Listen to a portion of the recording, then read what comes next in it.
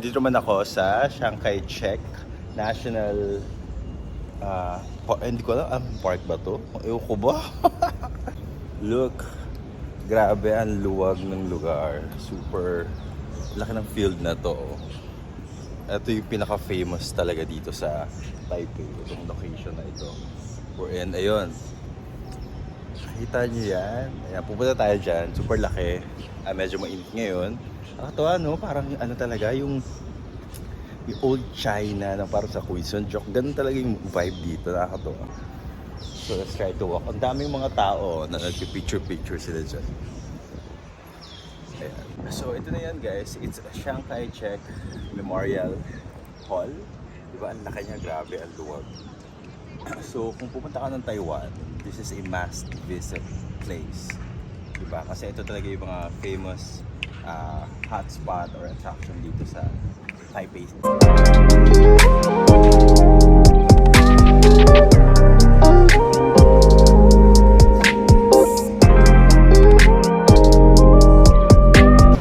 Day 4, we're going to a day tour papunta doon sa mga iba pang places na hindi ko na pupuntahan dito sa Taipei. So, ang pick up time is 8:45. So, I think malilate ako, pero kung saan ako napunta, di ba? So, I think ito na, nakita ko na yung tour. Ayun, look.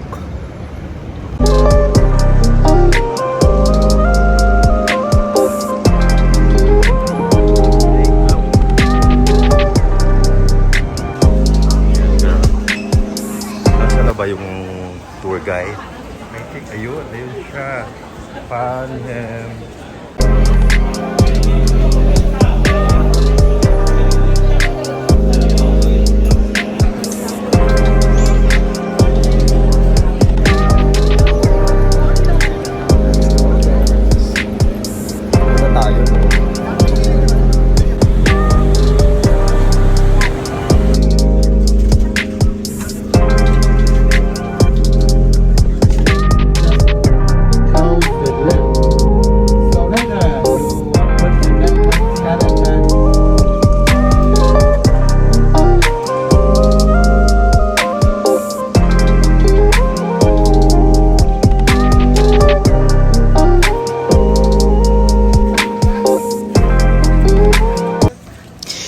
Ito nga pala yung sinasabi nilang Sky Lantern dito sa Shifen Street.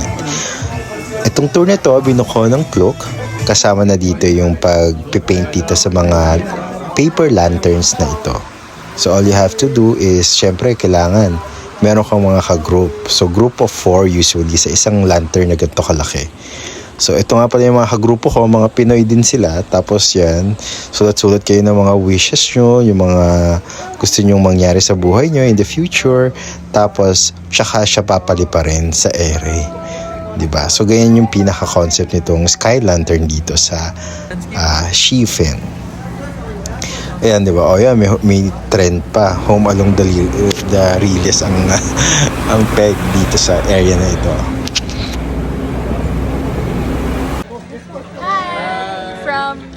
From the Philippines. At dahil dyan, syempre kami naman yung term na naman namin para magpalipad ng aming mga wishes. And I hope sana mangyari at magkatotoo lahat ng sinulat ko dyan. Syempre it includes good health, success sa career, and syempre talagang wealth sa lahat, lalo na sa family ko. And now we are off to Shifen. Ang hirap i-pronounce sa mga ako na ano dito, nakakalito ng mga pangalan kasi halos magkakapareho. Basta ito yung old street dito sa Taiwan, wherein more on shopping ang ginagawa ng mga tao dito at kain, lalo na tong yan, stinky tofu na yan. So dito pwede kayo bumili ng mga pasalubong, diba? Pwede kayo mag-shopping dito at kumain. So, binigyan kami ng 2 hours para makapag libot-libot dito sa Shifen Street na ito.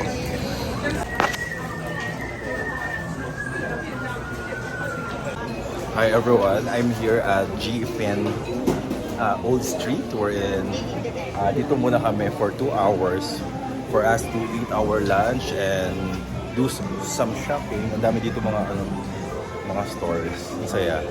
Mga pasalubong pwede na rin ditong bumili.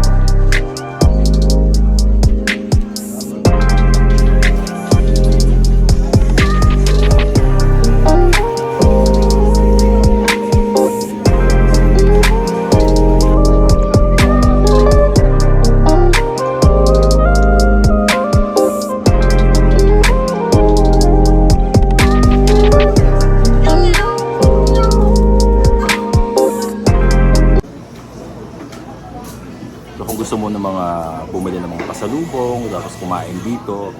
So you have 2 hours for this tour. Hayaan nila kayo mag-ikot-ikot dito sa Jiufen Old Street. Diba? Tapos meron kayong allotted time para bumalik doon sa box kung saan kayo sasakay para sa next destination. So for now, kain lang ako dito.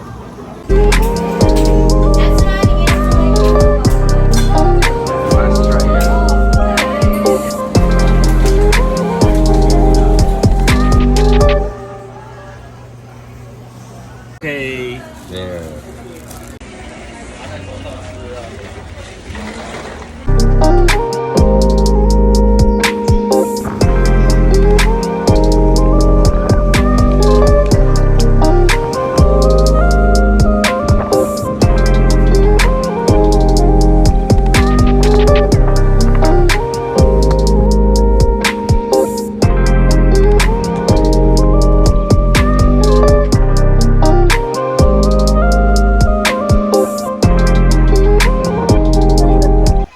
Ayan, so andito tayo sa Geo Park.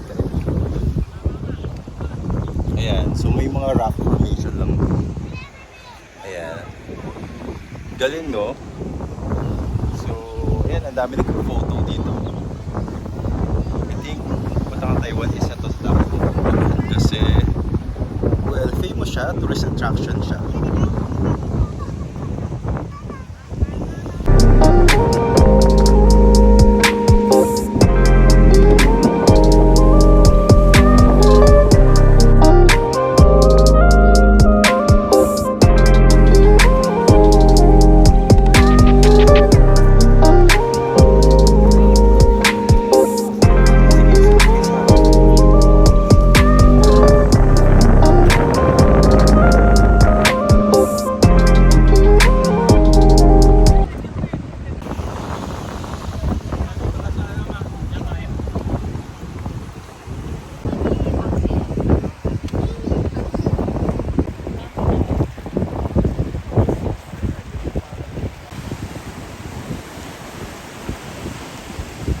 Eat fruit.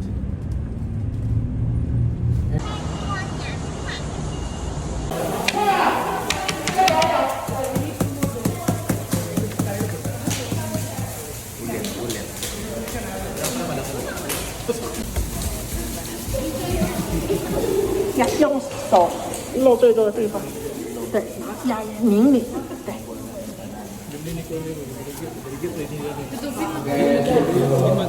Ayan, hello guys. So dito tayo ngayon sa Taiwan Sushi. Ewan ko ba dito? Paano basahin?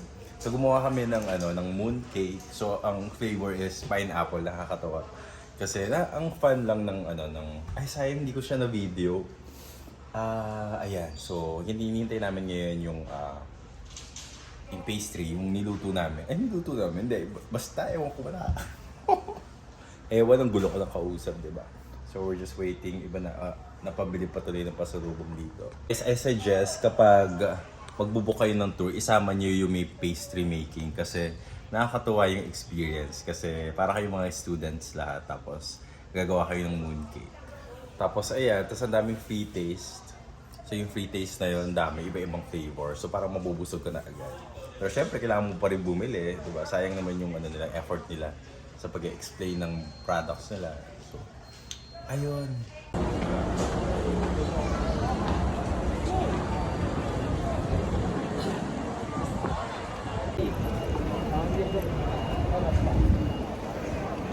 Grabe. Hello again.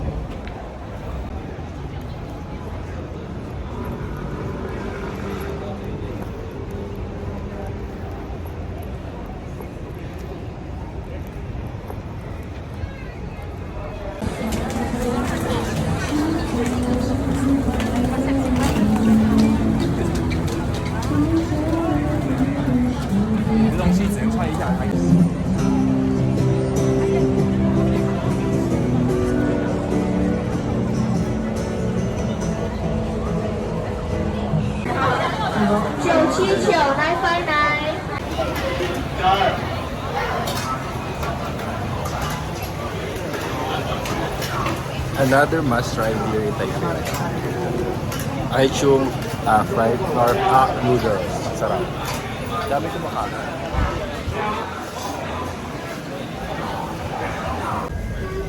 And that's it for my Taiwan vlog.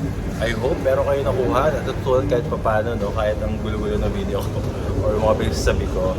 Maraming salamat sa panonood at sa mga nakatapos itong video na ito. So until next travel alone, diba? So this has been Kiko and this is Kiko Pohog TV.